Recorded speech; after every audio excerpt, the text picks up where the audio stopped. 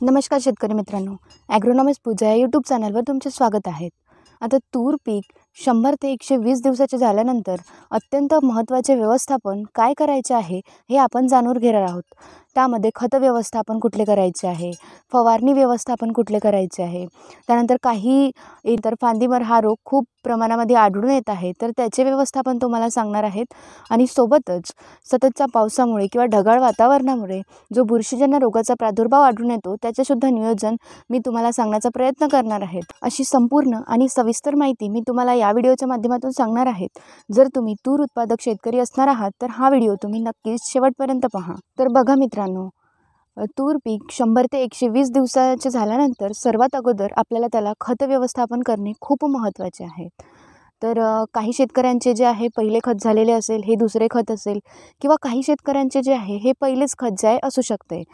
तर मित्रांनो, खत पहिले असो किंवा दुसरे, इथे तुम्हाला खताचे नियोजन करून घ्यायचे आहे. तसं जर म्हटलं तर तूर पीक हे द्विदल वर्गीय पीक आहेत आणि डाळ वर्गीय पीक आहे. तर त्याला फॉस्फरस आणि पोटॅशची अति जास्त गरज असते.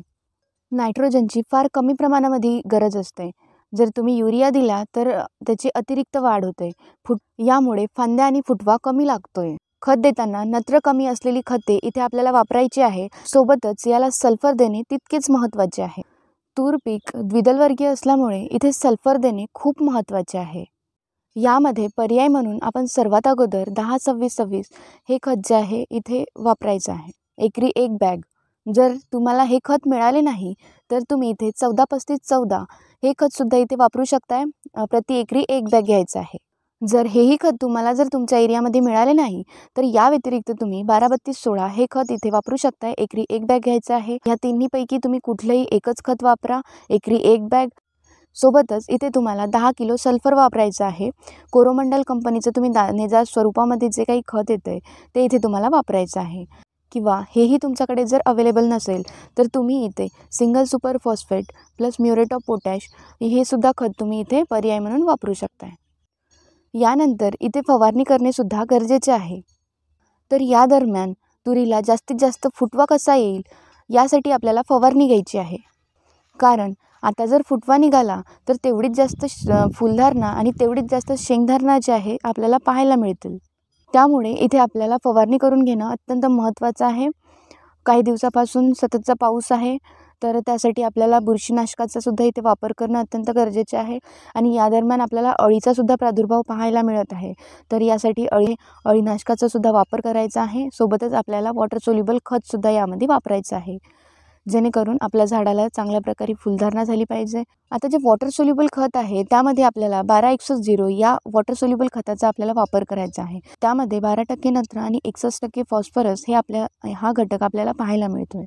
80 ग्राम प्रति 15 लिटर पंप याप्रमाणे आपल्याला घ्यायचं आहे.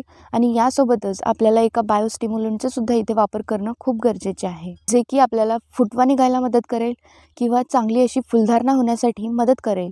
तर यासाठी तुम्ही एकतर PI कंपनीचं बायोविटा हे तुम्ही वापरू शकताय, किंवा इथे जे आहे अमिनो ॲसिड असलेलं आपण इथे इसाबियन जे सिंजेंटा कंपनीचं आहे त्याचा वापर तुम्ही इथे करू शकताय. तर जे इसाबियन आहे याचे रिझल्ट मला चांगले असे वाटलेले आहे. तर तुम्ही यावेळी त्यामध्ये चांगल्या प्रकारे जे अमिनो ॲसिड अवेलेबल आहे असंच जे बायोस्टिम्युलंट आहे त्याचा इथे वापर करा. तुम्हाला चांगली अशी फुलधारणा जी आहे इथे तुम्हाला पाहायला मिळतील व त्याचे रूपांतर शेंगामध्ये सुद्धा होण्यासाठी मदत करेल. तर याचा वापर तुम्हाला 40 मिली प्रति 15 लिटर पंपासाठी करायचा आहे. यापैकी तुम्ही कुठल्याही एकाच बायोस्टिम्युलंटचा इथे वापर करायचा आहे. यानंतर येथे आपल्याला बुरशीनाशक वापरणे गरजेचे आहे. आणि यामध्ये आपल्याला सिस्टमिक बुरशीनाशक वापरायचं आहे.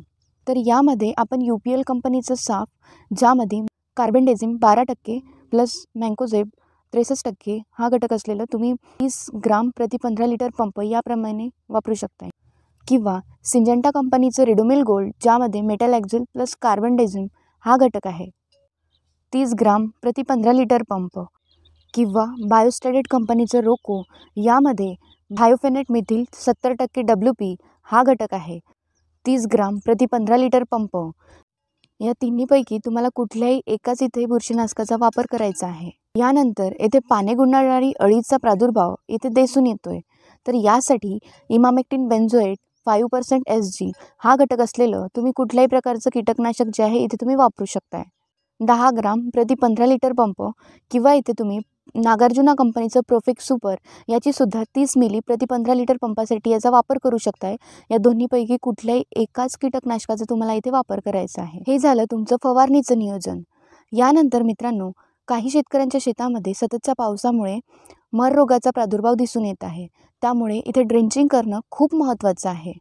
आता ड्रेंचिंगमध्ये ट्रायकोडर्मा 50 ग्राम प्रति 15 लिटर पंप याप्रमाणे तुम्हाला ड्रेंचिंग घ्यायची आहे.